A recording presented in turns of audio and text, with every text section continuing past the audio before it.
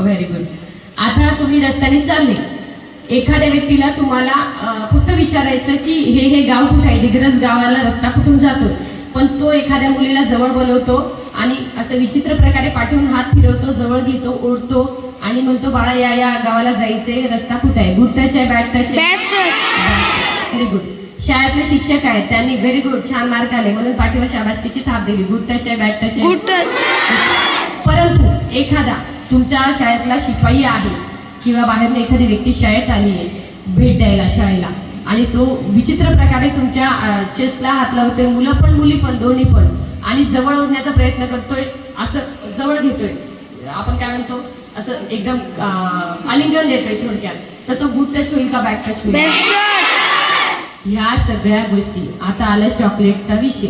एखादी अनोळखी व्यक्ती आहे, इव्हन ओळखीची पण आहे, आता तुम्हाला संख्येवारी आहे माझ्याकडे, ते सांगून काही उपयोग नाही किंवा कदाचित या वयात तुम्हाला ते कळणार नाही, पण तरी अंदाजे बघा 100 पैकी 99%, 99 जास्त होईल, 98% केसेसमध्ये जे तुमच्यासोबत अन्याय होत आहे, लहान मुलं आता सगळ्यात जास्त, कारण त्यांना समज नसते चांगल्या वाईटची, सगळ्यात जास्त शिकार जर होत असतील तर ते ओळखीच्या लोकांकडून होतात.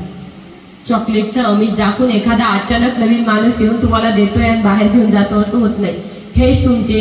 आपल्याला कळायला पाहिजे की आई वडील जिथे आपल्याला म्हणतात की बेटा इथं जायचं नाही, या घरात जायचं नाही, तर तो कितीही जवळचा अंकल असेल आणि तो म्हणत असेल मी तुला चॉकलेट देतो, मुलांचा पण विषय आहे तर फक्त मुलींसाठी नाही बोलत आहे, तो जर म्हणत असेल चल तुला चॉकलेट देतो, तुला मस्त ज्वेलरी देतो, तुला फिरवून आणतो, चल माझ्यासोबत, जाणार का तुम्ही? नाही.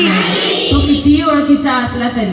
अशा बऱ्याच वेळ होतं. आता एखाद्या तुम्ही कळमनुरीला एखादी मुलगी शिकतीये, याच्यानंतरची गोष्ट, आणि कळमनुरीहून येताना कदाचित एखादी व्यक्ती त्याला माहिती ही नेहमी अपडाऊन करते, जाण्या येण्या करते, मुलगा किंवा मुलगी, तो म्हणणार की तुझ्या आईचा वडिलांचा अपघात झाला, खूप सिरियस आहे, दवाखान्यात ऍडमिट केलं, हिंगोलीच्या गाडीवर बस, चल पटकन, तुला आई वडिलांना भेटायला जायचंय, जाणार का? नाही. आता एक गोष्ट लक्षात ठेवा, सेफ्टी टीप, एक ते दोनच देणार, जास्त देणार नाही. अशा वेळेस आई वडिलांशी तुम्ही प्रत्येक गोष्ट आधीच घरी शेअर केली पाहिजे की आई आज असं मॅडम आल्या होत्या, बाबा मॅडम आल्या होत्या, त्यांनी एक गोष्ट सांगितली, असं काही झालं तर तुम्ही अशा कोणत्या व्यक्तीला जर पाठवलं, असं नाही मग आता मॅडमनी पाठ सांगितलं आणि खरंच काही अडचणीत आहे, आई बाबा हॉस्पिटलला गेले आणि ओळखीचे अंकल आले, मी अजिबात जाणार नाही, घरी पण माझ्या कोणीच नाही, मग मी कोणाकडे जाणार? तर अशा वेळेस एक सेफ्टी कोड, एखादा पासवर्ड असतो ना आपल्या मोबाईलला, पासवर्ड कोड, की तुम्ही काहीतरी नाव सांगाल, छोटीचं नाव रमा आहे, मग तुम्ही त्याला सांगा की रमा हा पासवर्ड आहे, आपल्या रमा माझ्या बहिणीचं नाव आहे, किंवा 1 2 3 4 हा आपल्या दोघातला गोपनीय पासवर्ड असला पाहिजे की तो तरी मला सांगितलं पाहिजे. तुम्ही विचारायचं ठीक आहे, अननोन पर्सन आला, मी तुझ्या पप्पाचा मित्र आहे, तुम्ही सांगा काका पासवर्ड आजचा एक पासवर्ड आहे, सिक्रेट पासवर्ड आहे, तो आम्हाला सांगा. मग त्याने जर सांगितलं 1 2 3 4 की येस माझ्या वडिलांनी त्याला माझ्याकडे पाठवलं.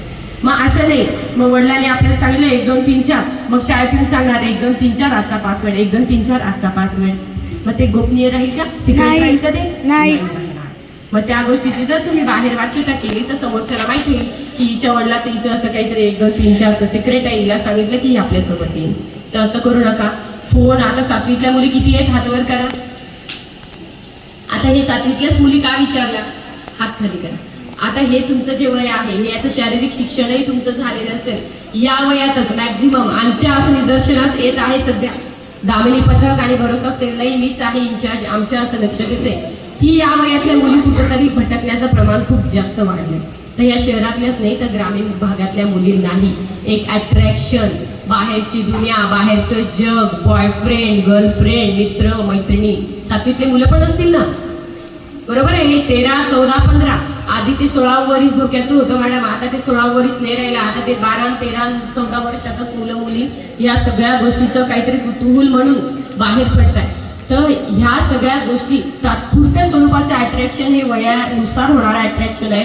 तर कोणाच्या भूलथापांना बळी पडून स्वतःचं अस्तित्व थोडक्यात संपवण्याच्या दृष्टीने तुम्ही पाऊल उचलू नका.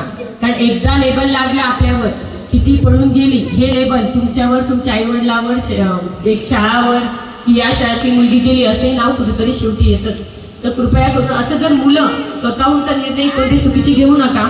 आणि तुम्हाला वाटत असेल बऱ्याच जणांना हे पण माहिती झालं असेल, हे लहान मुलांच्या लक्षात नाही, 7वीतले मुलं तुम्हाला वाटत असेल की आम्ही मायनर आहे, आम्ही अल्पवयीन आहे, मुलांना 18 वर्षाच्या खाली पोलीसवाले, हे नियम आम्ही तुम्हाला सांगण्यापेक्षा तुम्हीच एवढे हुशार झालात आता मोबाईलमुळे की तुम्हाला वाटत असेल की आम्ही अल्पवयीन आहे, आम्ही एखादं काही चुकीचं केलं, एखाद्या मोठ्या मुलासोबत आम्ही चोरी केली तर आम्हाला अटक होत नाही, आम्हाला पकडल्या जात नाही. तर हे सध्या खूप प्रमाणात होत आहे, रॅकेट आहे की मोठे मोठे मुलं जे गँगस्टर आहे हे तुमच्यासारख्याच खेड्यातल्या मुलांचा मुलींचा गैरवापर करून खूप सारे कृत्य करून घेत आहे. आपल्याला वाटतं ते आपल्याला सांगतं तू छोटा आहे, पोलिसांनी तुला जर पाकिट मारताना पकडलं नसताना तर तुला काहीच करणार नाही, तुला सोडून देतील. मग ही जनरेशन उद्या मोठे जे गुंडे म्हणतो, दरोडेखोर, डाकूज जे म्हणतो आपण, हे होतात. तर कृपया मोठे काही प्रलोभन देत असेल की तू ते पाकिट